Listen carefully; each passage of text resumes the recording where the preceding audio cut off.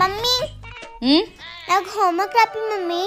ఏమ్మా ఇంటింట్లో నేను ఒక్కదాన్నే కనిపిస్తానా? మీ డాడీ ఉన్నాడు, మీ అక్క ఉంది, వాళ్ళని అడిగి చెప్పించుకోవచ్చు కదా. ఎవరు పని చేస్తారో వాళ్ళ దగ్గరికే వచ్చి సతాయిస్తుంటారు కదా మీరు. డాడీ ఏమో బిజీ, పోనీ అక్కడే ఉంటామంటే అది చెప్పిస్తే నిన్నెందుకు అవుతా?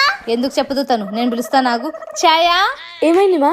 ఏమ్మా ఆ బిడ్డకు హోంవర్క్ రాపియచ్చు కదా, నీ సొమ్ము ఏమన్నా అరిగిపోతుందా? మా తిని హోంవర్క్ చెప్పడం నా వాళ్ళు అస్సలు కాదు, నా మాట అస్సలు ఇందు. వింటుందిలే, పో బిడ్డ రాపిపో. నీకోసం 3+5 ఎంత? అది తెలిస్తే నిన్నెందుకు అవుతా? నా హోంవర్క్ నేనే చేసుకుంటా. అందుకే నేను చెప్పిన అనేది.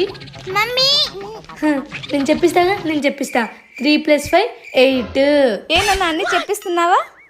అని చెప్పిస్తున్నా మమ్మీ. బాగా చెప్పించు బిడ్డ, మన బిడ్డ బాగా చదువుకోవాలా. సరేమా.